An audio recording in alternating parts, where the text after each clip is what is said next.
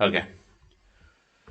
So today we'll cover the entire, the key important things from a fund accounting interview point of view. Okay. And we'll try to cover the structure of a fund, how they form the fund, right? What would be the roles and responsibilities under that particular, structure? What are the different processes or other key important segments where we need to discuss? Because fund accounting, it means which is not limited with the accounting only. There are a number of tasks, right? A number of tasks like corporate actions, dividends, that is income processing, trade processing, middle office operations, KYC, right? Then your anti-money laundering, AML, payment processing, Recon, auditing, NAV production, right? Reporting, compliance reporting. There are so many tasks. And with a few organizations, you don't need to work on entire stuff. They have a standard procedure where they allocate only one stuff to the respective team and they take care of it. Let's say KYC. Let's say your that the account activation. They allocate that task account activation the task to dedicated team and that team they take care of it. And if you, there are companies where from account activation to do the accounting or close that particular account, the entire activities will be taken care by one team.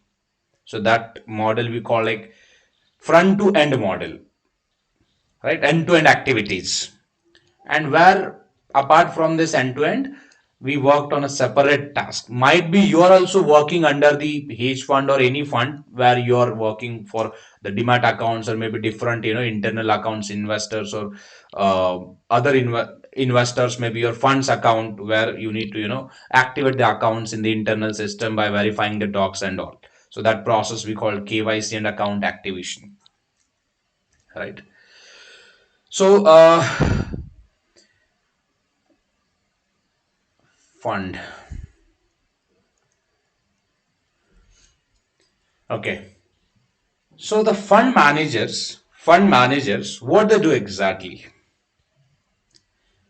They actually launch the fund scheme, right? Whether if you take the example of mutual fund, hedge fund, private equity, or any fund. So what they do exactly? They launch the scheme, investment scheme, right?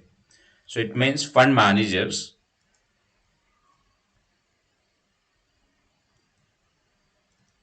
they launch investment scheme. That investment scheme we call as a pool.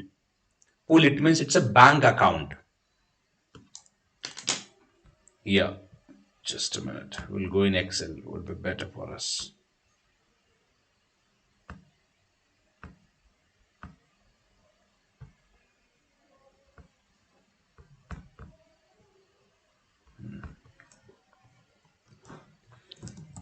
Fund managers. So what they do, they launch or they establish one LLP, limited liability partnership. Fund managers, they form the LLP,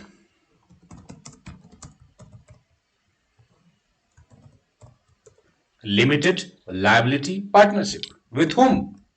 If it is a fund, let's say mutual fund, so they don't need to means create this LLP because they create just asset management company and they manage this mutual fund money. But if it is a, let's say, mutual fund, they don't need to form this LLP.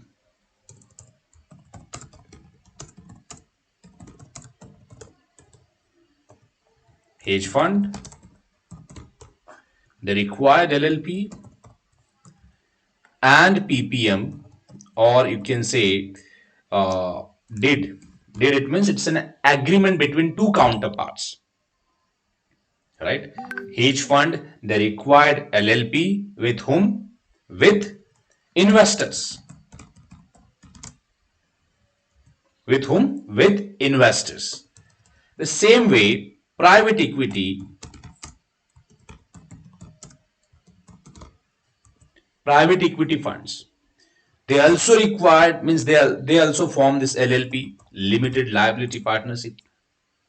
Why limited liability? Because every company they carry only limited liability, not unlimited liability.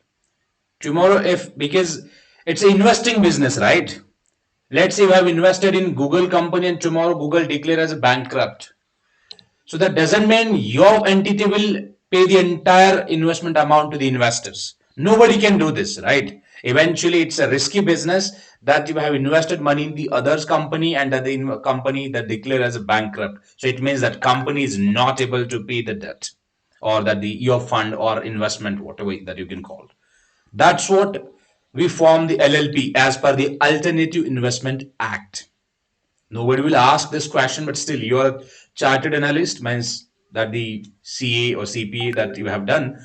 So they might ask question on this, how they form. As per the Alternative Investment Act, they form this LLPs, limited liability partnership. Here also they pool the money. Pool the money, it means they invite investors to invest in their fund through or via PPM. PPM, it means it's an agreement, formal agreement between two counterparts. We have one format. Oops, accounting contest, bonus rights. So do we have a PPM? Hedge fund reporting, additional material where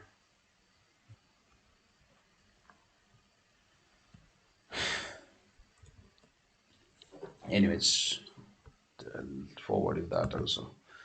Okay, so they also required PPM and did, or you can call agreement also, that's fine. All words has the same meaning. That's okay. So now,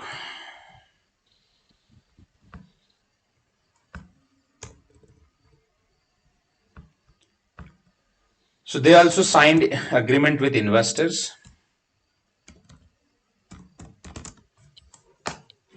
Okay, why they signed this agreement? Because see, here it's a collaboration between fund managers and investors, right? If we are inviting investors to invest in your fund or in your scheme, so it means all the terms should be defined, right? And that should be on the document, which document help you to charge the fees or to allocate or to distribute the returns or or to repay the whatever investment that you have received or cash that you have received from the investors, right? So everything should be defined. Otherwise, if there is no document in place, tomorrow let's say investor is claiming that they have paid higher amount than the actual amount, then what you can do? It's a bit difficult, right? Exactly. And this entire structure work like a home loan. When we apply for a home loan, what we do? We sign the multiple agreements with the lender who is offering that advances or loan amount to us. The same way here, once as an investor, let's say we are investor, or let's say you are a fund manager and I'm investor, I'm transferring my amount to you and you are there to manage my fund. So it means there should be a formal agreement between you and me. And that agreement we call PPM, Private Placement Memorandum, or did, or you can call agreement. That's absolutely fine. Means Private Placement Memorandum. Private Placement Memorandum. So in a layman words, you can call did, or else agreement also you can call. That's absolutely fine. Okay. In all three cases, we are signing the agreement with investors. With a mutual fund, you don't need to sign direct agreement with mutual fund, but yeah, There also you can see the document of that particular investment where you can see each and everything. Okay. After that, why all these documents are important? Because investors, they send money to the,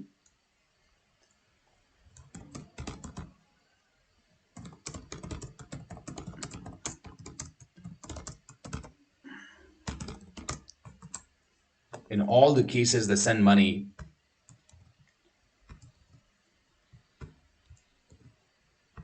right? If if as a fund you're getting that money, or you have received that money from the investor, so it means you are abide to utilize that money in an effective way, right? Because when you sign the agreement, on that agreement you need to mention about the purpose of that money. Why the investors, they are sending money to you? They are sending money to you because you are an investment manager, you are a fund manager, you are going to be manage that money. And how you can manage that? You will have to invest that money into variety of financial instruments like equity, preference shares, debentures, bonds, collateral agreements, right? Then the repurchase agreements, government securities, treasury bills. There are so many, a number of financial instruments, even though gold, commodities, oils, right? You can invest into derivative agreements, forward, futures. There are so many, correct? Because see, the main purpose is why we invest. Because every investor has expectations to gain or to earn minimum return on their investment with protection to the capital. Protection to the capital, it means the capital or the principal should be safe. Apart from that, they are also expecting to earn minimum return on their investment. If they're getting maximum, that is absolutely fine. I mean, there is no point, right? If they are offering high return, that's absolutely fine. Everyone will accept it. But at least they will expect minimum return. So that's what in the agreement also they mentioned each and everything. How much returns that the investor is looking for, how much money or investment or principal amount that they're sending to the fund. Because on a loan agreement, if you already you have means ongoing home loan, right, where you can see the principal amount, terms, repayment structure, the rate of interest, minimum rate of interest, if it is flexible or fixed, that everything means bank or that the lender agreement define all the terms, right? Here also with the principal amount,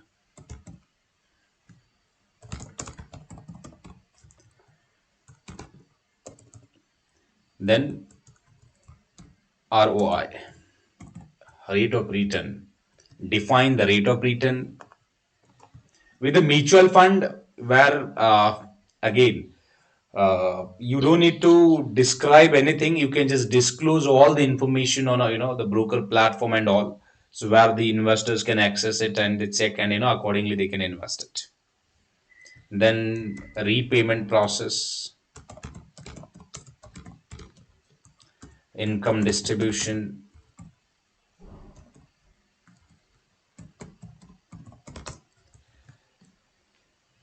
Then what about the fees or commission that we pay to the fund managers?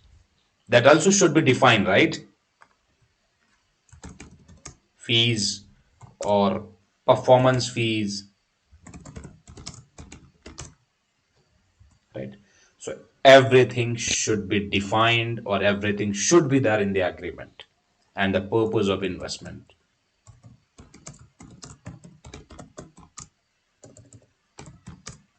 Because when you see the private equity, they always, or the most of the time, they try to target to the private limited companies.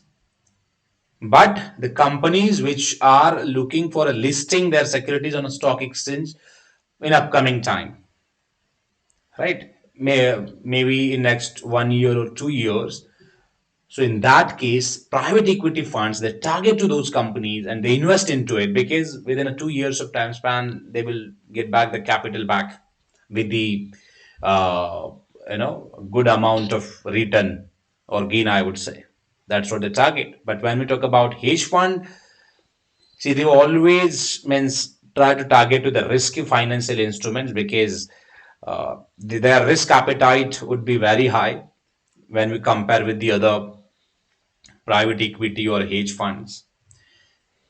By nature, the private equity investments will be risky or illiquid, because most of the time private equity investors or funds, they invest the fund into the illiquid financial instrument, for example debentures, bonds, loans agreements, right?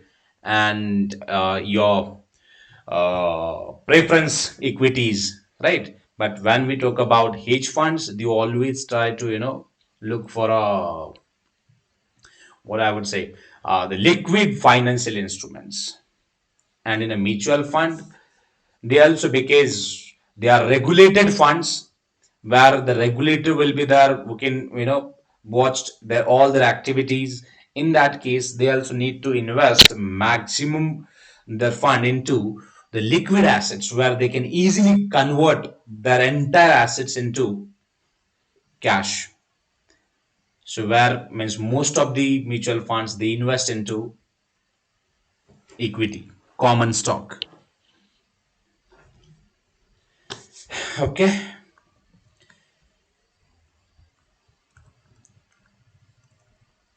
So now, okay, and this is for all, means mutual fund, private equity, and hedge fund. Okay. What about the investment and the financial instruments? Mutual funds, they invest, most of the mutual funds, they invest into common stock, as well as, yeah, common stock means equity,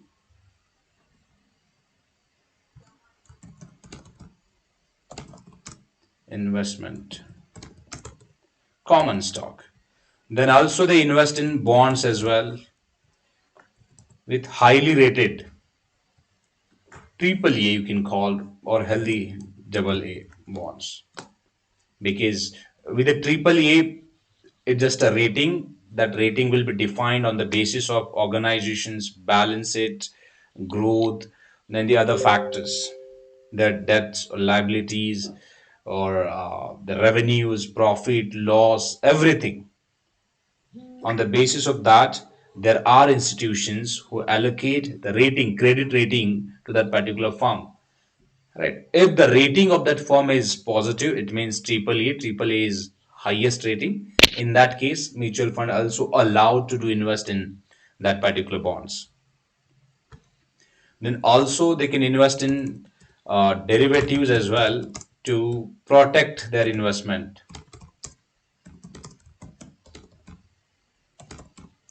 So they can do the short, or they can even do the enter into the different options to protect their investment.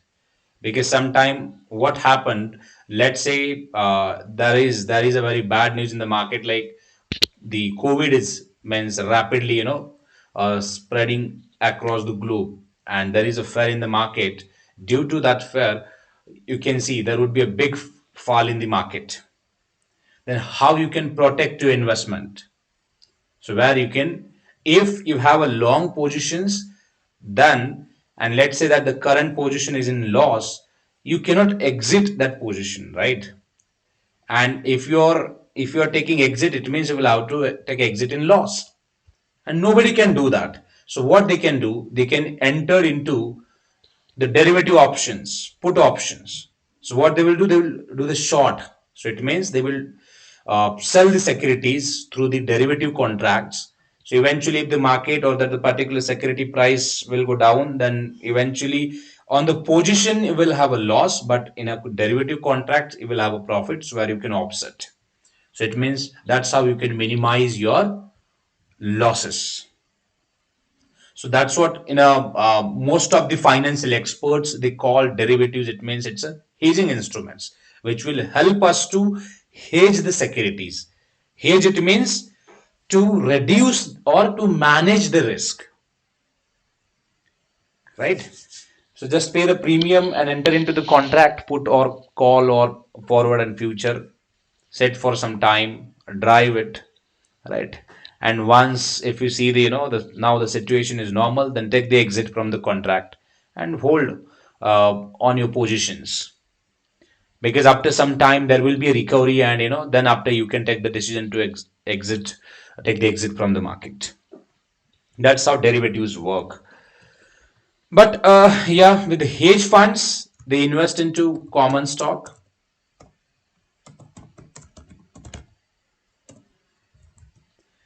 then money market instruments,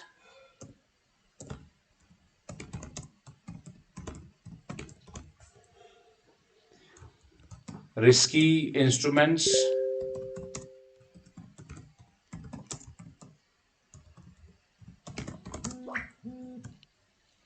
then derivatives, contract,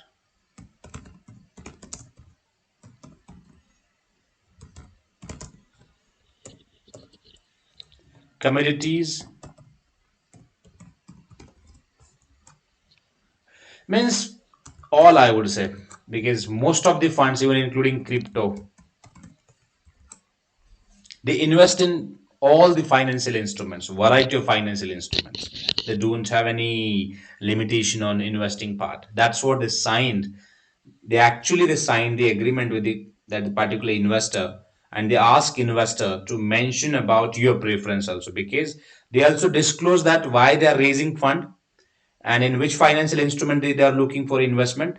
Means from a fund manager side, they disclose each and every information to the investors, and from investor side also, they also mention about their investment objectives, right? Accordingly, they invest into the different variety of financial instruments. But most of the funds invest in the derivative options, in a long or short future and forwards. Okay. And with the private equity funds, most of the funds they invest into preference equity, then your bonds, debentures, then CLO, means it's a loan obligations agreement that you can call, right? Through which the private equity funds they invest into the different companies. See, the main point is here, if they are investing into the different variety of financial instruments, if they're charging the fees to the investors, if they're investing into such a variety of financial instruments, definitely they're going to earn something, correct? Definitely there will be a something, other actions on particular investment. Because when we say equity, you can see the actions like preference,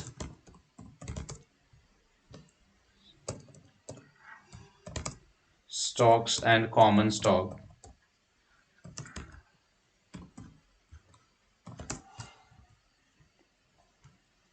Here you can see the actions like dividend, correct? On a quarterly basis, companies can offer dividend to the shareholders, right? Who is holding that particular security, that you would be entitled to get the benefit of dividend. If it is a common stock, then dividend would be fixed. And if it is a preference stock, then dividend would be fixed. And if it is a common stock, then your dividend would be flexible. In floating, there is no fixed rate. But yeah, once the company will announce dividend, that the rate will be fixed. But before announcement, company cannot define that, or as an investor also, that you cannot define that the how much would be the dividend on a common stock. Correct? Then apart from that, you can see the stock split also.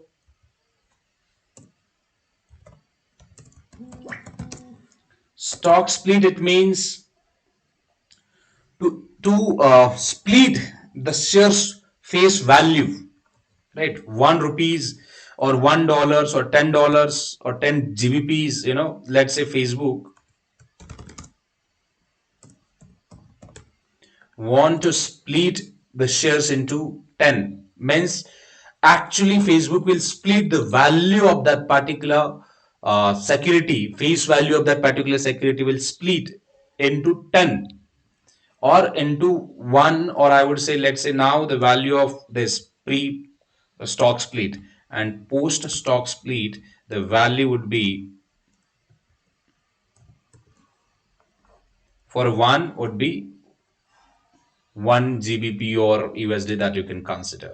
So in this case, number of shares will increase, right? And why these companies will announce this particular actions? Because let's say the stock price is very high, and now the investors like us, we are not able to buy that particular security due to high value. Let's say the stock price is around 20,000 GBP. Is it possible to buy that security to us? No, right? We cannot buy it. So it means there will not be a retail investors participation. In that case also, company will announce stock split. And if that the fund is invested in the Facebook, there will be impact on that the Facebook means, on that particular fund as well. So that's what, if you see any kind of action, that every action need to be monitored, validate, review, and record it. So apart from stock split, you can see the reverse split as well. Reverse split is, it means to reduce the number of shares. To reduce the number of shares. Why this company will do it? See, if the price of the security is very cheap, and cheap, it means the investors are not able to invest much in that particular security. In that case, also company can announce reverse stock split, and your preference shares or common stock, means both the securities will be impacted due to stock split or reverse split. Then apart from that, there will be actions like merger. So one company want to merge with the another company. Let's say Facebook want to merge with Google, right? So in that case also, there will have impact on a preference as well as common stock. Correct? Bankruptcy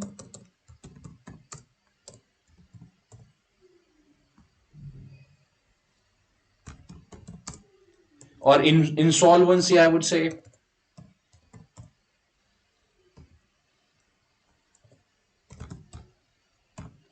Or maybe default.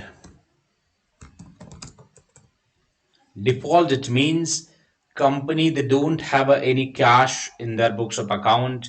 Now they are not able to run or operate their functions. In that case, they can declare themselves as a bankrupt or insolvent or maybe default, right? So if such things happened with that particular stock, so there will be impact on a preference equity as well as common stock as well. Because if you have invested into it and if company declare as a default, it means your securities value would be zero. Correct? Apart from that,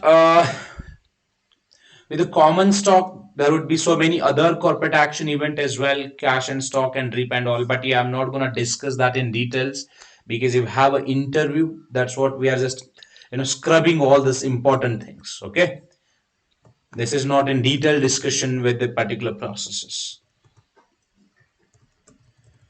Apart from that, if you go with the other financial instruments, let's say debentures or bonds, you can see the interest payment, right? That we have discussed already, floating and fixed. If it is a loan agreement, in that case also fixed and floating, right? And if the money market instruments, those instruments will be issued at discount, and after at the maturity that you're going to receive full amount. That happened. Okay. So the point is, now we are bringing capital, right? We are investing, and when we are investing, we are getting these returns as well in terms of dividend and interest payment. Apart from that, we are seeing some actions as well, including name change, stock split, reverse split, corporate act, the bankruptcy, insolvency, and all. And if we are seeing actions and all, apart from that, let's say still means we have earned something, we are distributing that to the investors as well. Just think from a practical, front. If there is no accounting system, then how you gonna trace all these activities? How you gonna check the real status of your investment? If you are bringing the capital from the investors, how you gonna trace their individual contribution against their investment? So it means there should be a standard structure in place where we can record each and everything, and that is on a daily basis. Because it's an investment, it's an investing business. When you invest into equity, it's very volatile. Every moment your assets will be impacted, your investment will be impacted, whether in a positive or whether in a negative way. Correct? So that's what we have a fund accounting structure in place. So we do recording for all these activities. We do prepare journal entries for all these activities. We do prepare financial reportings for all these activities, because if there is no accounting in place, then it's very difficult to trace investing activities, as well as you cannot decide your return, your tax liabilities, and your actual or fair value of your investment. See, there is no big change in normal accounting and investment accounting. Okay. In a normal accounting also, we prepare trade book, we prepare journal entries, we prepare P&L, then cash flow statement, income statement, balance sheet, we prepare everything. The similar way, on a daily basis, we prepare entire accounting package for that particular fund.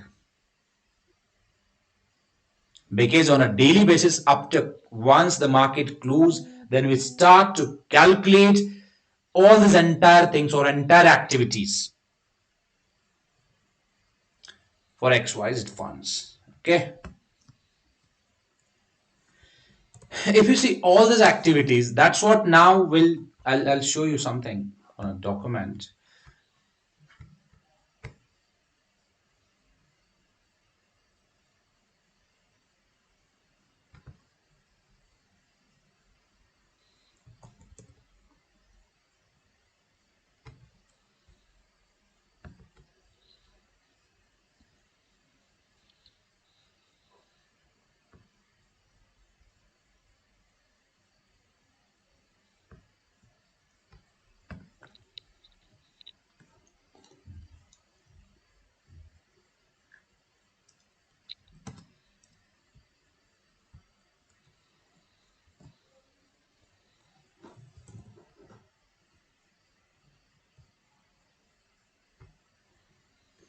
Okay.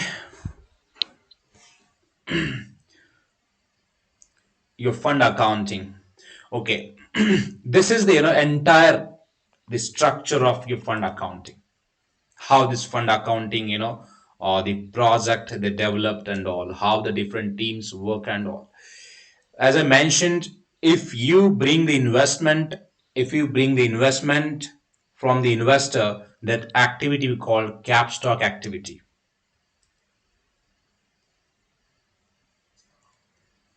Cap stock activity. Cap stock. Yeah, cap stock, it means you can call capital activity.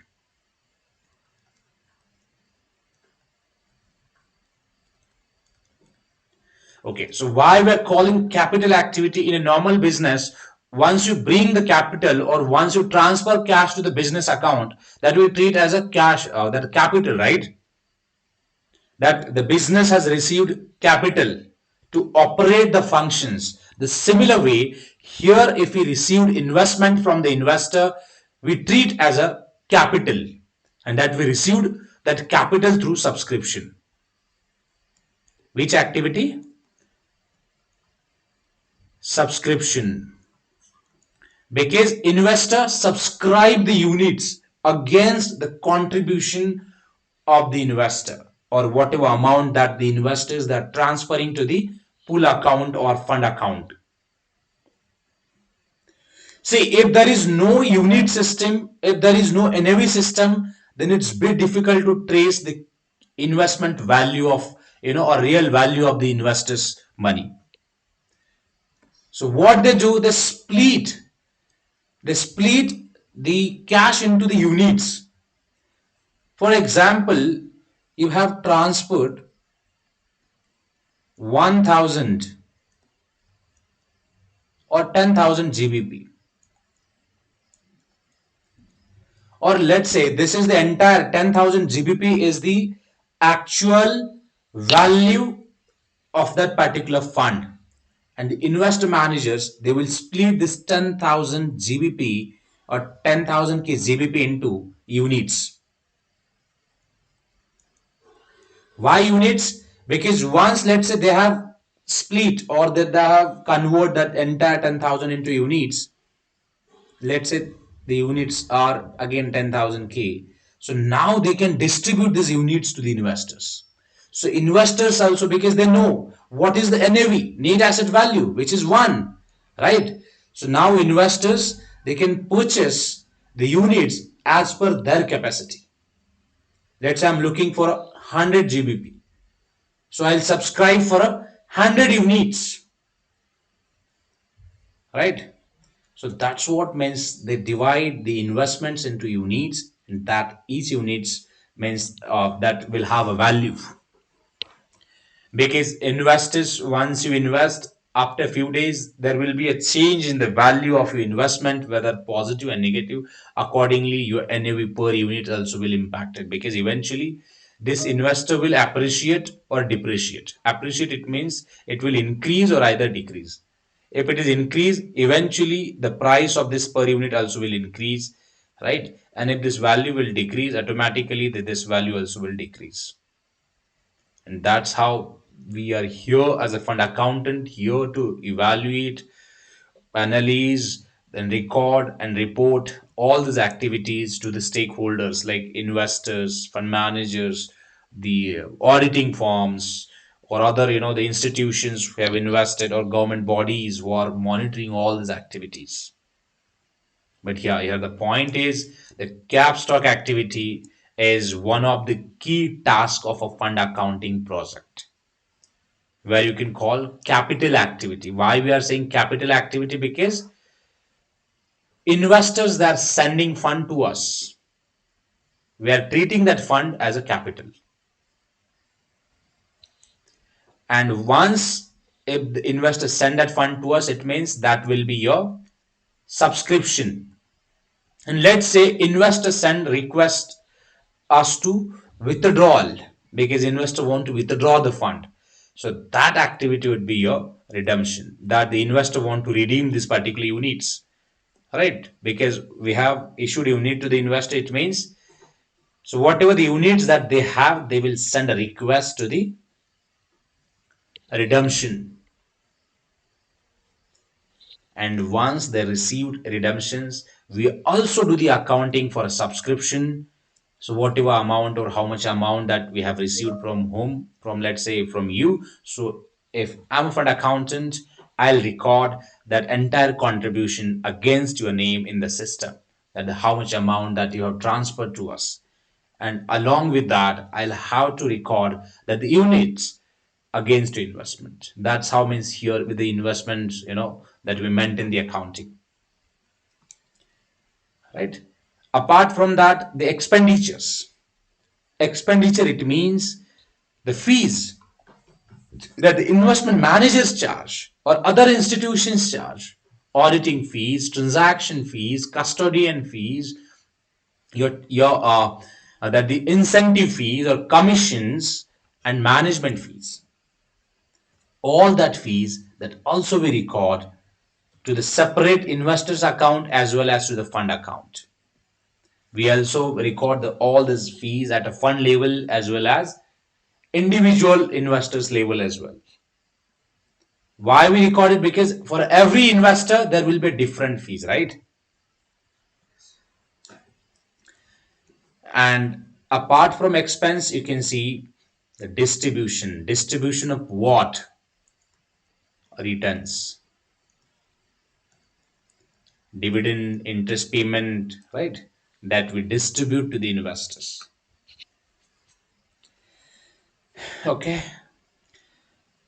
Then, yes, apart from that, so another major activity would be corporate actions and trade review or process that you can call, because investment managers on a daily basis they buy the securities and they sell the securities. Correct? Because on a daily basis, what they do, they buy the securities and they sell the securities. That's how means they generate the return from the buy and sell activity, right? So that buy and sell activity combinedly called trade. If they don't make a trade, then they will not earn profit or they will not earn any income or gain. Simple. So it means on a daily basis, fund managers they send a request to the brokers to buy something or sell something. So it means all the financial instrument that we have discussed. They send this request to the funds to buy the securities or to buy the bonds, maybe finance, the equities, common stock, or preference shares, could be anything. They send a request to them to buy. And if fund managers send request to the brokers, fund managers send request to the brokers. And once the broker confirm that yes, they have purchased or sell something, whatever it is, the broker confirm to the again fund managers, and fund managers confirm to the or send that data Excel sheet or data report to the accounting team, so that the accounting team they actually record in the internal accounting system, so what they have purchased and what they have sold, right? And if you're purchasing something, as I discussed, if you are purchasing something, it means there will be a corporate action as well, like dividend and all, right? So that you need to record that all the actions as well, corporate actions, default, dividend, split, reverse split or stock split, right? Return of capital, right? Those are the actions. Name change, that you need to validate and record. Record it means record the impact. If there is impact, then you need to record it in the books of account. Let's say dividend. Once you receive dividend, it means cash that you're gonna receive from the particular issuer, right? Issuer it means who can the issue that security is in the market. Correct?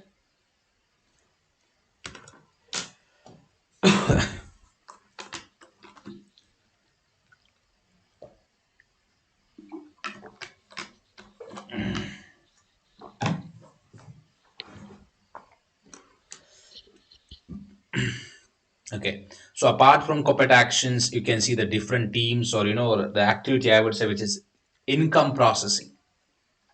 Income processing, it means dividend or interest payment that we received on that particular security, so that we need to record as a fund accountant in the books of your account or on a P&L, right? If you have received, you need to record it, because if you don't record, then you won't be able to calculate the NAV. So now here you can link, if you have if you have recorded subscriptions or redemptions, or you can call the capital or the fund that you have received from the investor, right? The same way you need to record the expenditures as well as distributions. You need to record the trades, so whatever that you have purchased and sells. The same way you need to record the corporate actions and the impact of a corporate actions on the investment, and the incomes that you have received on the invested securities. That's what we have discussed, the financial instruments in first session, right?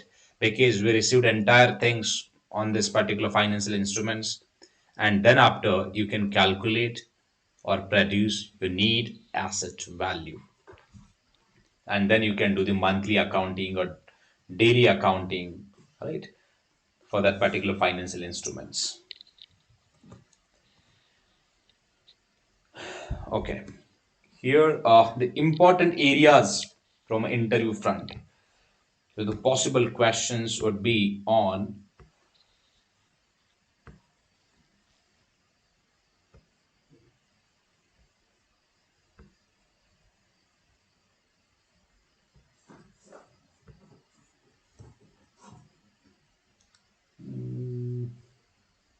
okay, so till now, do you have any questions you can raise?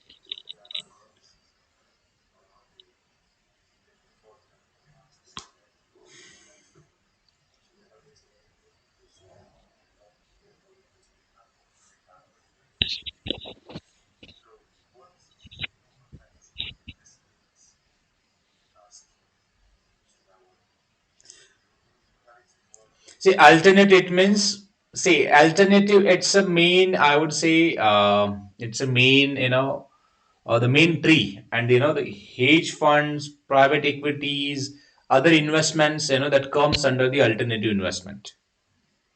Alternative investment, it's a main, I would say it's a group name, right? There is no separate such a things like private equity and hedge fund. Both comes under alternative investment. Apart from that, there are different finance the investing strategies as well. That also comes under the alternative investment. But the point is here, if you see that the particular stock or issuer or the debentures and all, if that the company offer or if that company announce the bankruptcy or default and all, so what will be the impact on your investment? Will be there any impact on investment or not? You may expect question on this. Definitely there will be impact, right? Let's say you have a home loan, right, at this point of time. Tomorrow, let's say if you declare that as you are not able to repay the loan because you don't have a job. So from a bank side, there will be impact on that the loan amount, right? Because bank's loan amount will be in risk or will be in danger now.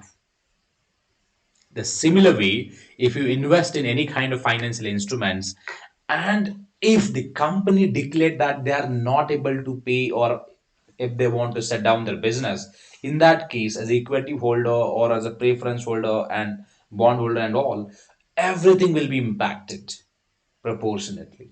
If company has a capital, then definitely they will reverse it. If they don't have, then it's a bit difficult to, what I would say, it's a bit difficult to get the money back. So it means eventually investors' wealth will be impacted. Net asset value of a per shares and per units will be impacted, right? So here you can expect question. Then apart from that, if the interview is for mutual fund accounting, so that definitely they will ask questions on fees. So what is the fees that we charge to the investors? So with the mutual fund, we charge total expense ratio, right? There is no standard structure, right? So what they charge total expense ratio. Ratio, it means here in this particular ratio, all the other sub fees will be included, right? So director fees, fund manager fees, then the other fees like admin fees and also. all the fees will be included in this particular expense ratio, combinedly called expense ratio, and that the fund charge on a that the contribution that you have sent to the fund for investing. So that portion we called asset under management. Asset under management. Let's say you are an investor, you have sent 1000 GBP. So that this 2% will be charged on this amount, and that is on a annual basis. That is on a annual basis. But while doing the accounting, because as an accountant, when we say accounting, it means the accounting should be on a daily basis, right? So it means every expense should be recorded on a daily basis. Do you agree with this or not? Okay, so in that case, so what we do, if we calculate 1000 into 2 divided by 100, this 20 GBP would be per year's entire year's fees, right? That you can split into 360 or 365. Let's say 360. This would be your per day's fees that we accrue and record to the P&L. Because if you don't accrue the fees and all, then how you can means calculate the the real value of your investment on a daily basis? You need, if you join any fund accounting team, you need to calculate the accrued fees and record it means what we do exactly, we add this particular amount in the system under that particular fund. Let's say which is St. Paul, let's say which is XYZ fund. So under the XYZ fund, we add this particular the contribution on a daily basis. But here with the fees, you can see the two different terms, which is prepaid fees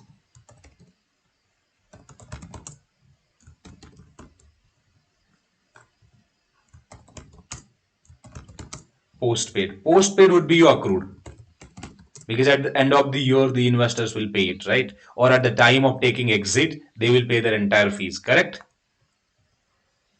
And prepaid, it means sometime the funds, they insist investors to pay the fees in advance.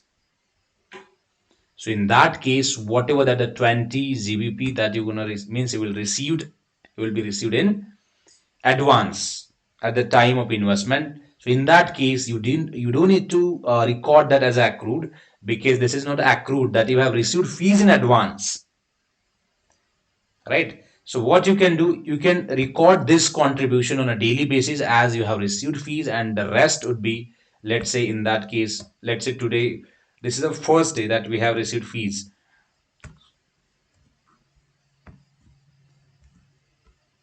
So this would be the current assets of investors, and that we record on a balance sheet asset side. And this would be the expenditures that we have paid or the investor paid for yes, asset side. And this one, the expenditures that and this will be treated as expenditures that we have received, we record on a P&L debit side, right? Here also you may expect questions on how we record and all. Okay,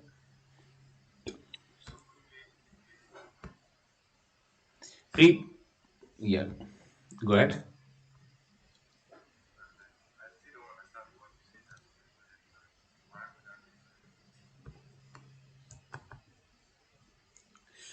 See, expenses, it means that should be recorded, right? If the investors, they are paying to us at the end of the year, we means investor, they prepare the accounting for their investment also. And at a fund level, that fund managers, they do the accounting for a fund levels also. because both the entities, they will have to prepare the accounting to calculate their tax liabilities. If you are saying the investors, they are paying fees and why we are recording, then how you gonna trace that the investor that they have paid fees to you? Even yeah, see, in a accounting, see, with a fund, what we do exactly at,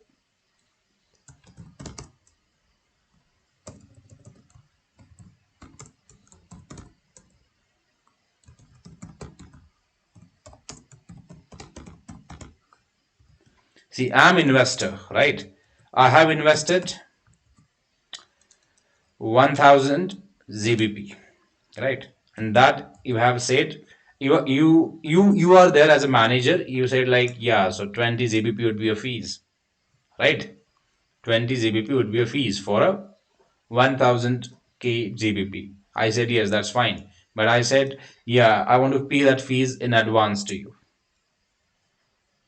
You said okay, and I have transferred this contribution to you.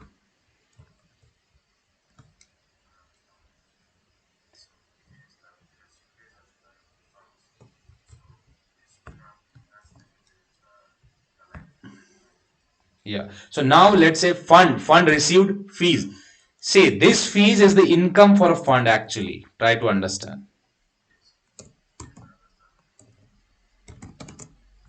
And this is the expenditure for me.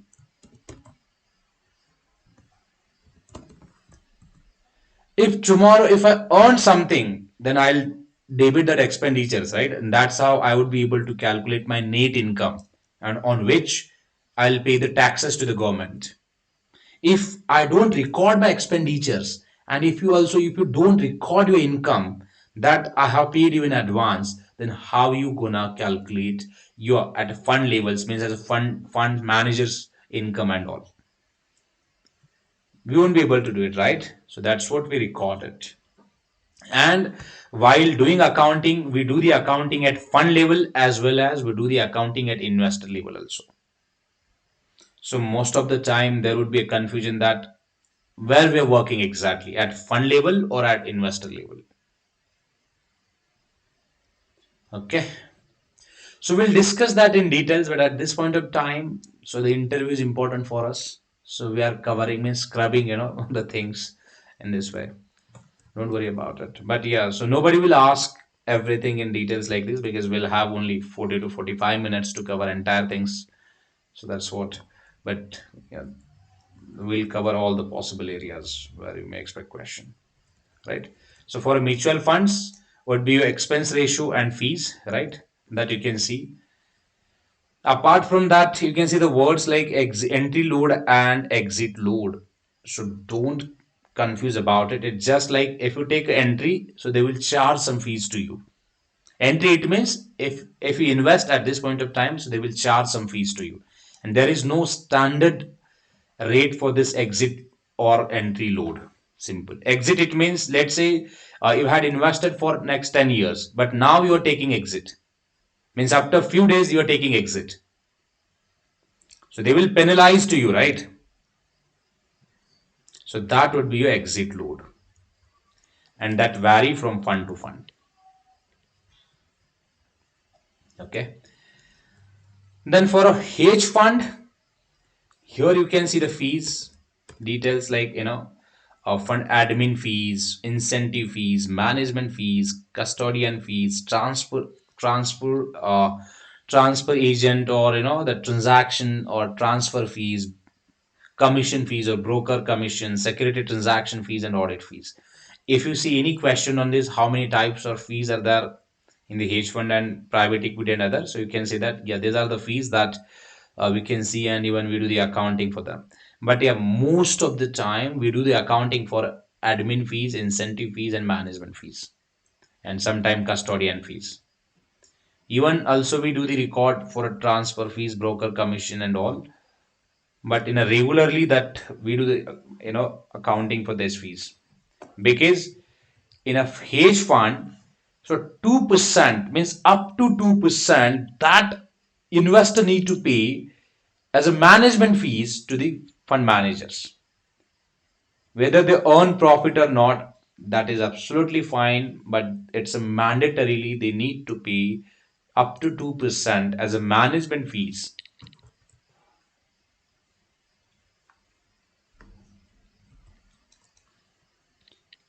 Okay, if you see any questions, how is the fee structure for a hedge fund? So you can tell them 2 and 20. 2 and 20. 2% would be management fees that we charge on a asset under management. Simply, so whatever amount that you have received from the investor, or else what is the current value of investment on which you can charge management fees, and that would be up to 2%. And apart from that, you need to pay 20% as an incentive fees. In short, you can call that fees as a commission that we pay to the fund managers because they're managing your assets. If that the hedge fund is able to generate the committed return, this is very important. Committed return in, yeah, up to 20%. Commission would be up to 20%. Yeah. So let's say uh BlackRock, they are the fund managers. Okay.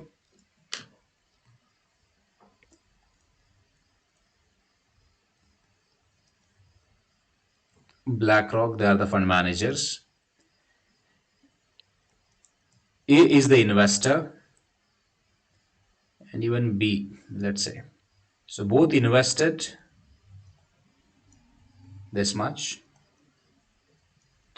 See, the 2% would be by default, it would be your management fees, correct?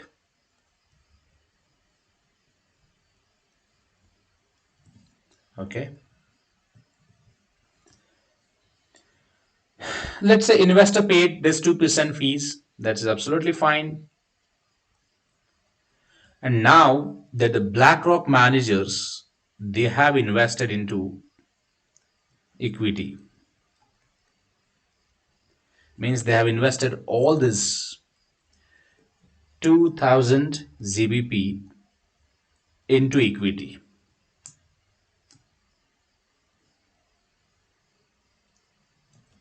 Okay. Up to first quarter, the value of equity investment is around. So now we'll say current value or fair value. Fair value, it means if you sell this investment, so whatever amount that you will receive, that amount we call as a fair value. Let's say 3000 ZBP. And this the duration is like 1 quarter, means 3 month duration, quarter one. See, fees that we accrue on a quarterly basis, on a daily basis, right? And on a yearly basis as well. But what we do generally, yearly, that calculate the fees on a yearly basis and split into DYs and then do the accounting for it.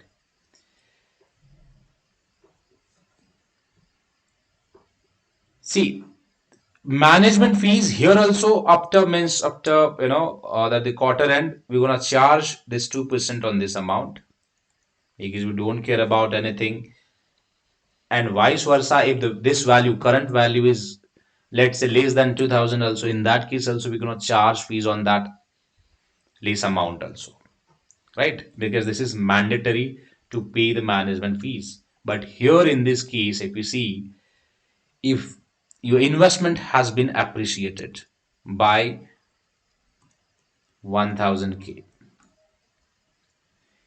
here definitely fund managers will approach you to pay their commission, correct? So the incentive fees will be charged on the gain that you have. gain. Important is gain that you have. Let's say 1000. So here we're going to calculate the fees.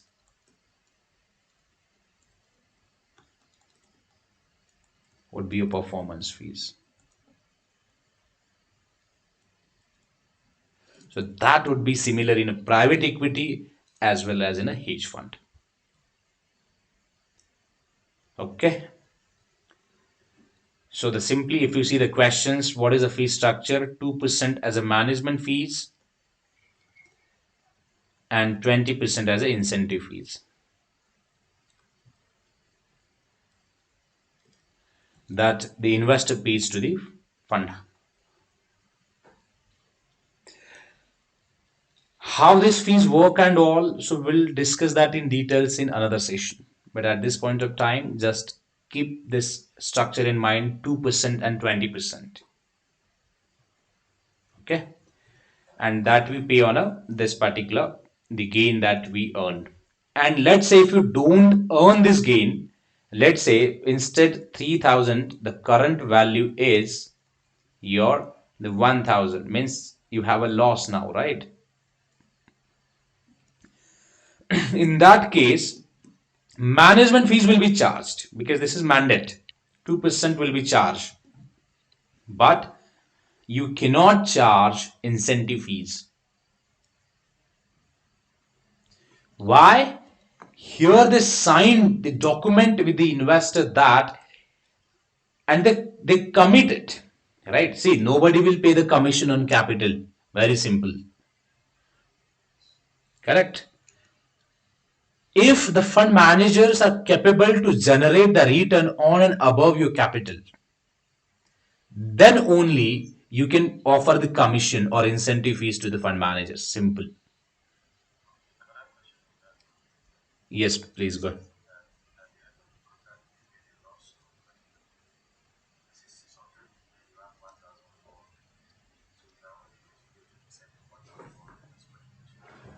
Correct.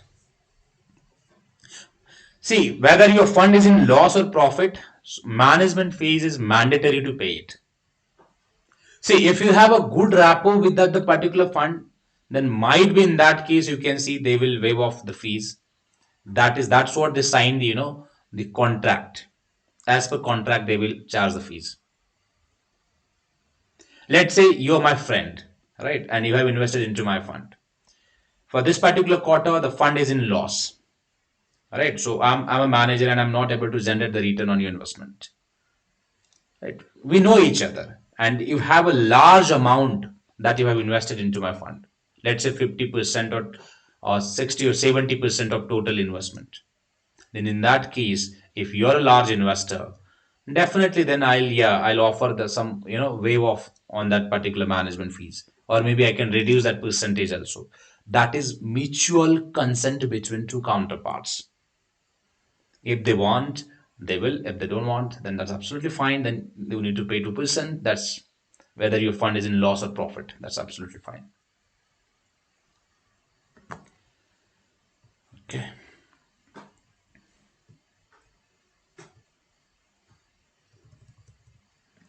With regards to this, or in addition to this, you can see the another term which is high watermark. High watermark. High water mark. High watermark. HWM. If you see any question on this, what is high watermark?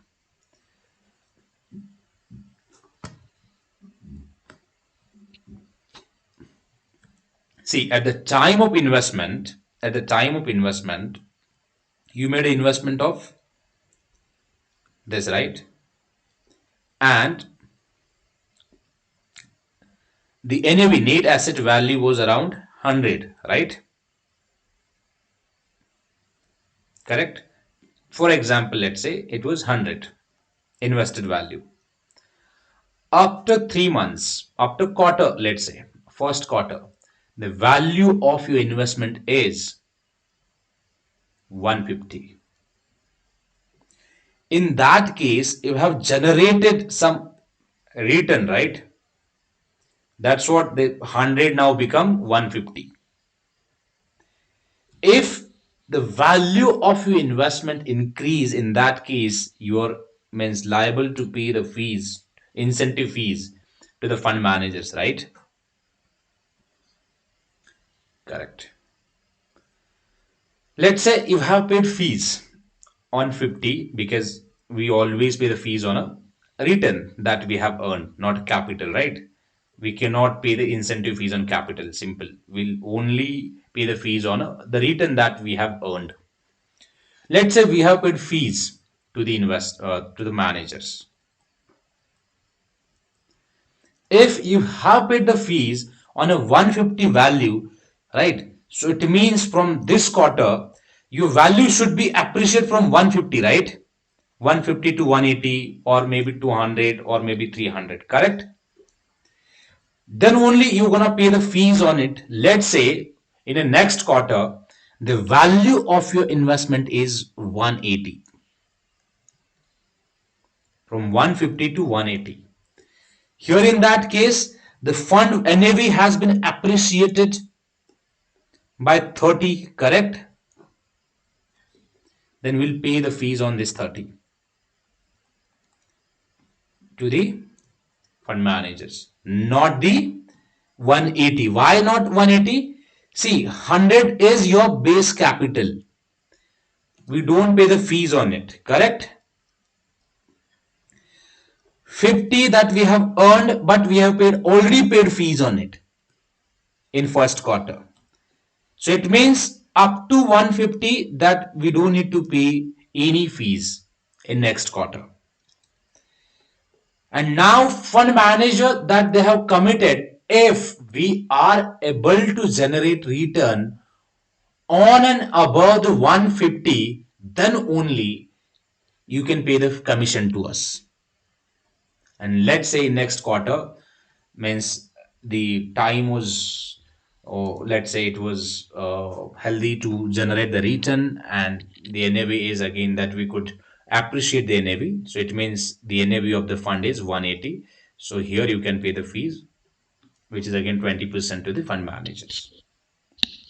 But next quarter, what happened? Your fund is not able to generate NAV. That is where you can pay the fees to the fund managers. Correct? Because up to 180, already you have paid the fees to the fund managers. But if the fund managers want commission, then he should have generate the return on and above the 180. But in this case, he failed to generate. Now the value of your NAV is 150. Here it is mandated to pay the management fees, but it is not mandated to, means here in that case, high water mark which is not met or reached. So forget about high water mark. It's a level. It's a level or line that the fund manager will set to charge the incentive fees. If you miss that deadline, or if you miss that line, or if you miss that level, then on that particular occasion you don't need to pay the fees to the fund manager, simple. So that every level we call high water mark. If you have paid the fees on 150, then this would be your first high water mark or level. 180 would be your second high water mark or level. Words are fancy, forget about it. Just keep that things in mind, like the level, right? So up to, yeah, level or point, up to that point that you have paid the fees, right? And if you don't reach that the point, let's say after 180 the point was around 200. If you made the 200, then you can, means the fund managers will charge incentive fees. But in that case, your fund has failed to that reach to the 200, so then you don't need to pay the incentive fees. Then only the management fees will charge, and here you don't need to calculate, means don't need to pay this fees. So this is how your high water mark work. If you see any question on it, what is high watermark and all. So you can put example and then discuss about it. Basically, which is related with the incentive fees. If the fund is not able to generate the committed return or the NAV, then in that case you don't need to pay the fees, incentive fees to the fund managers. But yeah, the management fees will be charged.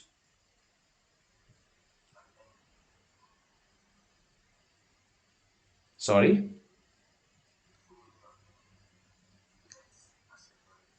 Yeah, net asset value. We'll jump on that as well. We'll jump on that as well. Okay, so this is all about fees 2%, 20%, and this applies to the private equity as well. 2%, 20%. If you see, is that fixed? No. But again, this is depends. Those are the standard rates, but that defined or differ from investor to investor. Okay, even it can increase or decrease depends on the. Let's say you are the fund manager and I'm this means Shivraj and we have a good rapport. Then you can also means reduce fees, the 2% fees as well. Let's say 1%, 1.5%, depends. And the same applies to the incentive fees as well. Okay. But there is nothing is like fixed and guaranteed. That's what we sign the customized agreement with the investors. Okay. Then there are the fees that fund admin charge admin fees. This is like good to know basis. Fund managers they charge incentive fees. Again, fund managers they charge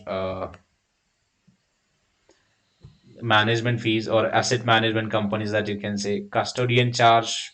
Custodian, it means the entity who is offering the safekeep services to the fund managers. Safekeep, it means, see, you cannot carry the invested securities with you.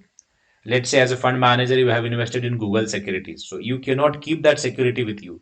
You need to keep that security with the custodian. Simple. Because if you keep that security with you, those securities are like freely transferable, right? So you can make scam at any point of time. So this is means this happened. That's what it's a mandate to transfer that security to the custodian. Custodian will offer the security or safety to the investment. That's what custodian charge fees to us. Agent banks they help us to execute the trade or to find the even buyer and seller for your securities. The same way broker also help us. Stock exchanges where the securities will be listed, so they provide all the security information to us. Auditing firms, this is mandate to appoint auditor where auditor they charge fees as well as they provide audit facility to the financial statements and all, and they can monitor all your activities and all, and they can report the same to the government and the government bodies.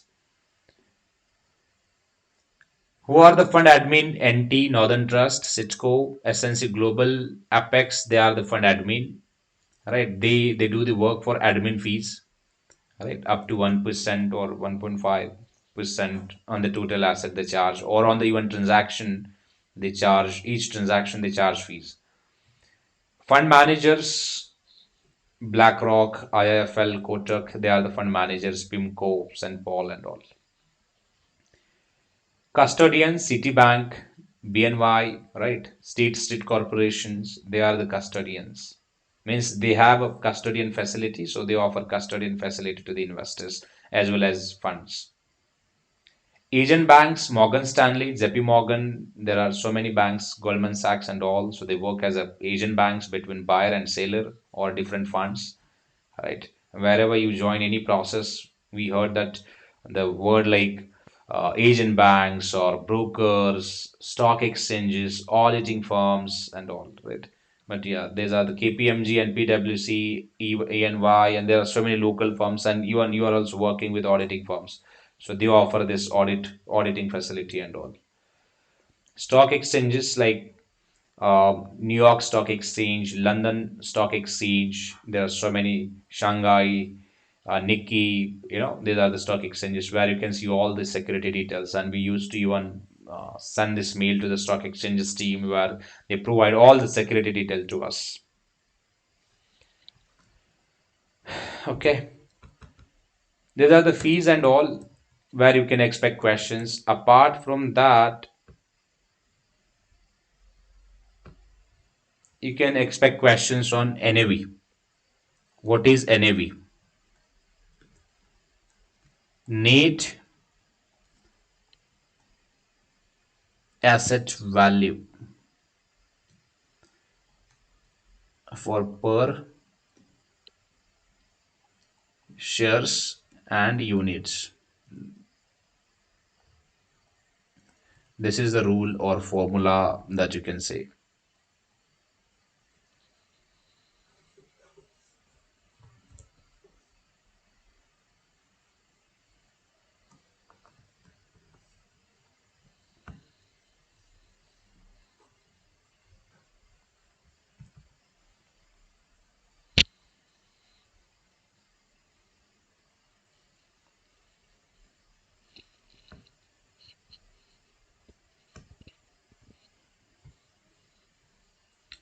Hello, can you hear me?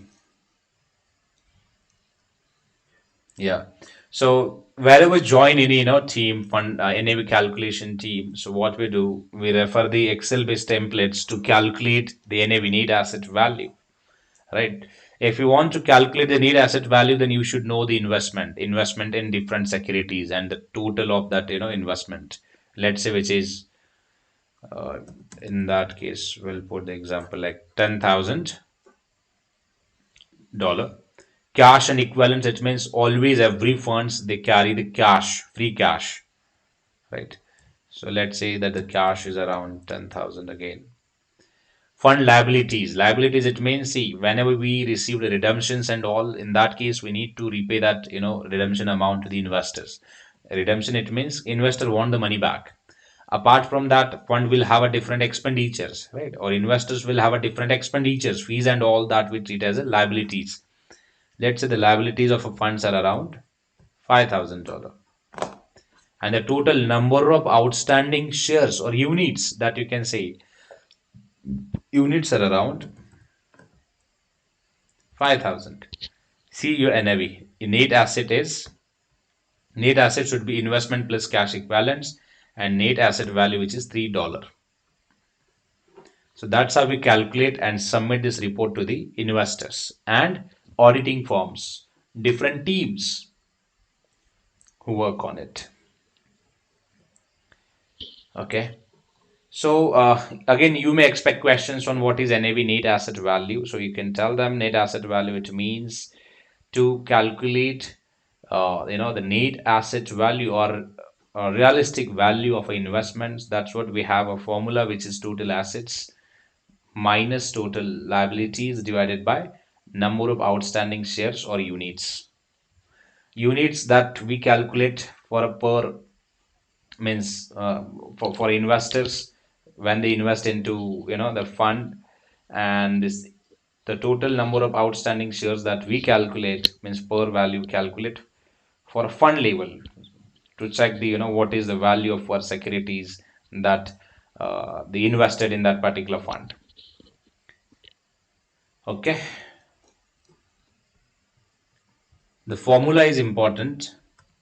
The rest, if you're not able to answer, still fine, we'll discuss that in details,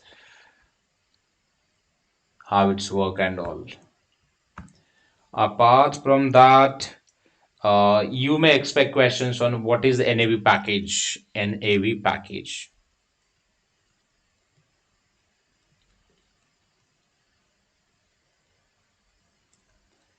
NAV package, it means your trade processing. Actually, these are the tasks that for a task they're calling like NAV package, trade processing, corporate action, right? That we have discussed already. Income processing,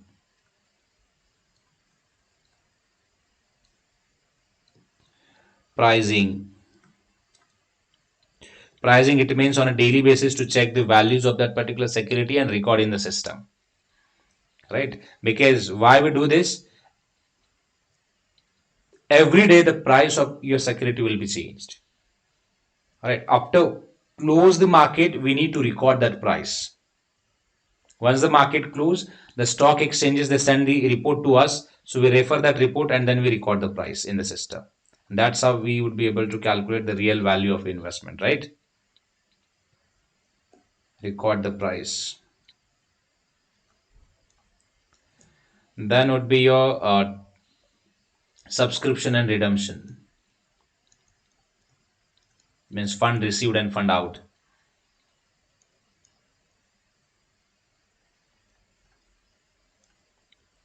Right? And then NAV. So all these activities combinedly called NAV package. And the last point, if they ask question like what is a fund cycle?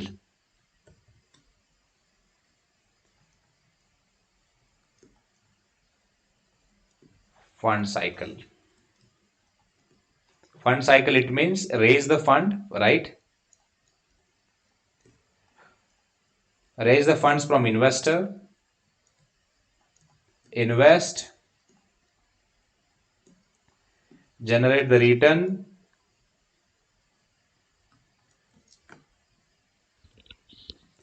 distribute the return,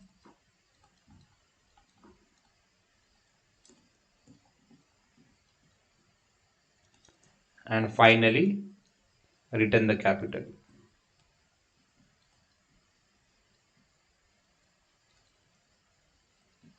Right. If they ask question on what is fund cycle, then you need to tell them, yeah, so fund life cycle start from to raise the funds from the investor to invest in the variety of assets, right, to generate the return like dividend and interest payment, distribute that, and finally return the capital to the investor and close the fund.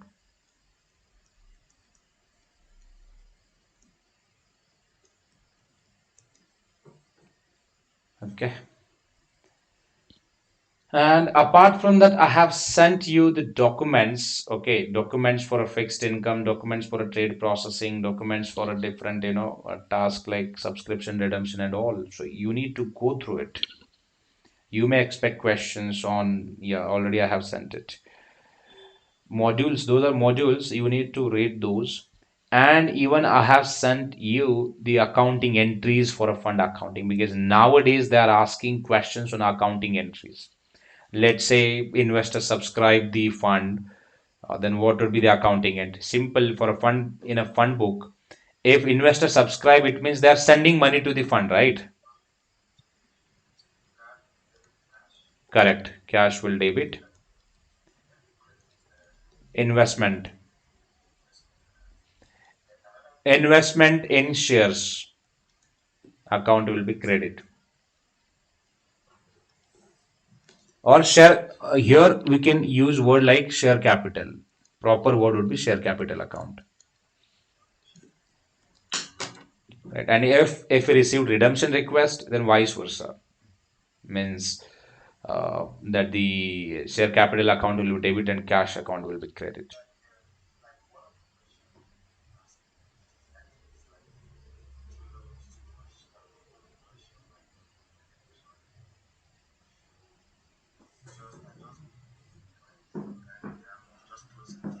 Hmm. What was the question? Sorry.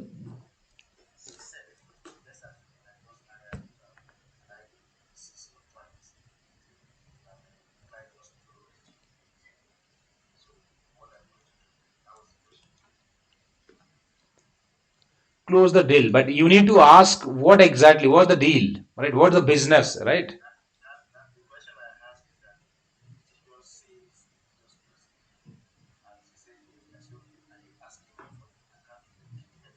Hmm. Hmm.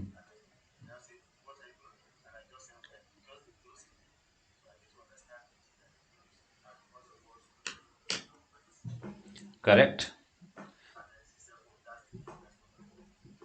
Yeah. So deal documents, deal details, the means what the terms and conditions that you have discussed. Otherwise, we won't be able to record anything, right? So we need a source, we need a document, we need a papers. As an accountant, We cannot record anything without the contract note or document or details. Simple. We need a backup. If the deal close or happened, we need something. At least we need a communication from a respective team. Let's say fund manager. Hey, we have done something at a front end. Can you please record this? But we need something. But on own that we cannot record as accountant.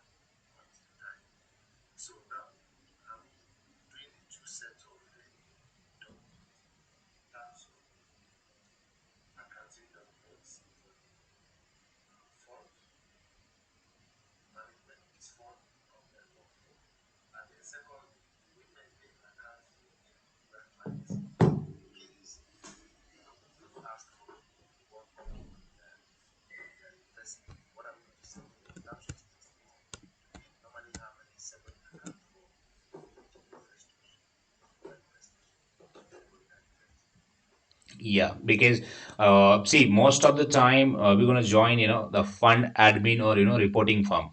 So where they actually offer this accounting and reporting facility to the investors as well as funds. Let's say there is XYZ fund. In short, I'll take only a few minutes. That's it. Under that fund, you can see the different investors, right? A, B, C, D. So most of the time, fund admin or fund that the reporting or any entity or the auditing entity, they offer the accounting services to the investors, right, as well as to the funds, and they charge separate fees to the funds as well as to the investors, and on a daily basis. And what they do exactly, they create investors account. That's what they ask for, proper documentation, and they create the accounts in the system, so where they can maintain each and every details, right, and they report it to the investors on time to time, right. So fund admins or reporting firms, they do the reports to the they do the or they prepare the reports for a funds as well as to the investors. And that's, yeah, that's what we have, several activities in the fund, like investor allocation. Nothing but it, just like whatever the cash that you have received. Let's say A investor paid 200, so it should be recorded in the A investors book, right? And it should be recorded in the funds books as well, whatever contribution that the A paid. Let's say B paid 100, so it should record the B's book, as well as it should record in the funds book. Funds book would be like master book, so where you need to record for all the investors, but in investors book you need to record only individual contribution. That's it. All right. So that activity we call like allocation, investor allocation. If you see anything like what is investor allocation and all, so you can tell them, yeah. And the same applies to the dividend or interest payment or as well as fees. So you need to allocate the fees to the each account. Let's say A paid 20, so it should record 20 only. If B paid 10, it should record 10. And that we do on a daily basis, because we are doing accounting on a daily basis, so it means it should record each and everything on a daily basis. Simple.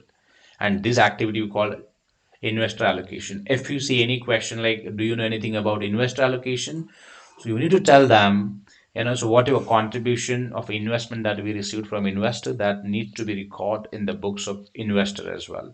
So that activity we call investor allocation. Okay, focus on accounting entries. Okay, most of the time you may expect question on accounting entries. Apart from that, there are a few structure like master and feeder, but we'll try to cover that in next session. And whatever things that we are discussing or we have discussed, I think this would be enough to crack your interview. But that depends on you, how you gonna exposition all these entire things to the.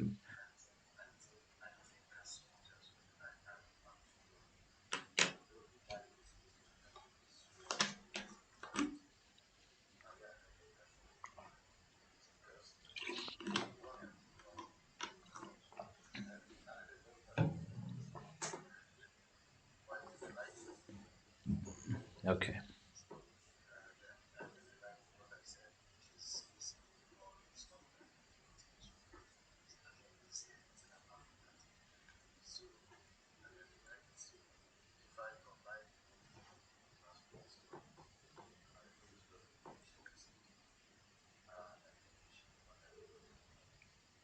Yeah. Tomorrow, we're gonna discuss few things again, right? About the different structure, like single structure or dual structure. These are the types of funds actually, okay? And the other few things would be added advantage, and then you can sit for interview. Means you can crack the second round of interview as well.